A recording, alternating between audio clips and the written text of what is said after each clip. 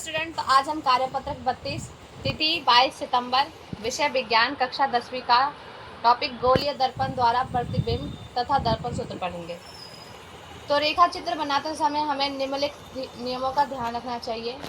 कोई दो परावर्तित प्रकाश किरणों का प्रतिच्छेदन बिंदु बिंब के प्रतिबिंब की स्थिति देता है।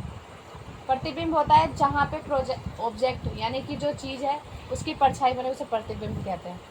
प्रतिबिंब की स्थिति ज्ञात करने के लिए निम्नलिखित में से किन्हीं दो प्रकाश किरणों को लिया जा सकता है, या तो वो उत्तल से हो सकता है या अवतल से हो सकता है। मुख्य अक्ष के समानांतर प्रकाश किरण परावर्तन के बाद अवतल दर्पण के मुख्य फोकस से होकर जाती है तथा उत्तल दर्पण में भी फोकस से जाती हुई प्रतीत होगी।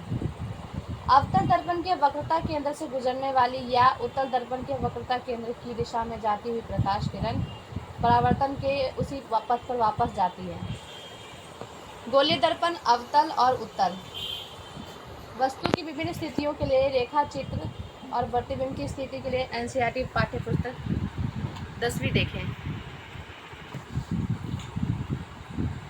हमारा दर्पण सूत्र का फॉर्मूला है 1/f = 1/v प्लस में 1/u। यहाँ पे f यानी फोकस है, जहाँ पे वस्तु के प्रतिबिंब की किरण टकराती है। 1/v मतलब जहाँ से किरण स्टार्ट होती है, मतलब ख़त्म हो गया, जहाँ पे ऑब्जेक्ट का परछाई तैयार होती है, प्रतिबिंब तैयार होता है। और 1/u मतलब जहाँ से किरण जाती है, स्टार्ट होती है। तो v दर्पण से प्रतिबिंब की दूरी है, u दर्पण से बिंब की दूरी है और f फोकस दूरी है। वक्रता त्रिज्या तथा फोकस दूरी में संबंध है f = r/2, मतलब त्रिज्या हमेशा f का मतलब डबल होता है, फोकस का दुगना होता है। नेक्स्ट इज अवतल दर्पण के फोकस से जाने वाली प्रकाश किरण या प्रकाश किरण जो उत्तल दर्पण के फोकस की ओर जाती है, परावर्तन के बाद मुख्य अक्ष के समानांतर हो जाएगी। अवतल दर्पण या उत्तल दर्पण पर बिंदु P दर्पण के ध्रुव की ओर तिरछी आपतित प्रकाश किरण तिरछी परावर्तित होती है। गोलीय दर्पण का आवर्धन। आवर्धन मतलब कितना बड़ा ऑब्जेक्ट बनेगा, ये हमें पता कैसे चलेगा। इसके लिए एक फॉर्मूला है, आवर्धन प्रतिबिंब की ऊंचाई तथा बिंब की ऊंचाई का अनुपात होना चाहिए। इसे हम m से प्रदर्शित करते हैं और इसका कोई यूनिट नहीं है, कोई आवर्धन को हम m से, और इसका फॉर्मूला है प्रतिबिंब की ऊंचाई h यानी h' और उसके नीचे हम उसको डिवाइड में बिंब की ऊंचाई h कर सकते हैं, अथवा m = -b/u। इसके दो फॉर्मूले हैं। अगर आपके पास बिंब की ऊंचाई है तो आप निकाल सकते हैं h-h' करके। अगर आपके पास फोकस की दूरी दर्पण से प्रतिबिंब की दूरी या दर्पण से बिंब की दूरी दे रखी है तो आप उससे भी निकाल सकते हैं, m = -b/u करके। महत्वपूर्ण बिंदु, m का मान ऋणात्मक है यानी कि हमेशा माइनस में आना चाहिए, तो प्रतिबिंब वास्तविक व उल्टा बनेगा। और अगर कभी धनात्मक आता है तो उसका प्रतिबिंब आभासी और सीधा बनता है।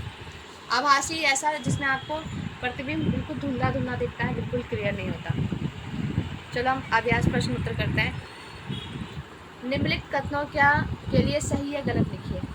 मुख्य अक्ष के समानांतर प्रकाश किरण परावर्तन के बाद अवतल दर्पण के फोकस से होकर गुजरेगी, तो यस यानी कि सही है।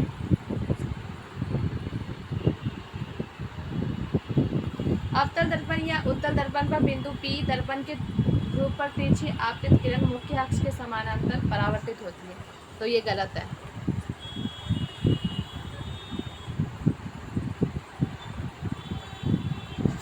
यदि अवतल दर्पण के वक्रता केंद्र से गुजरने वाली या उत्तल दर्पण के वक्रता केंद्र की दिशा में निर्देशित किरण परावर्तित के बाद उसी पथ पर लौट आती है, तो ये सही है। हमारा दूसरा क्वेश्चन है, यदि गोलीय दर्पण की वक्रता त्रिज्या 40 सेंटीमीटर है तो फोकस दूरी ज्ञात कीजिए।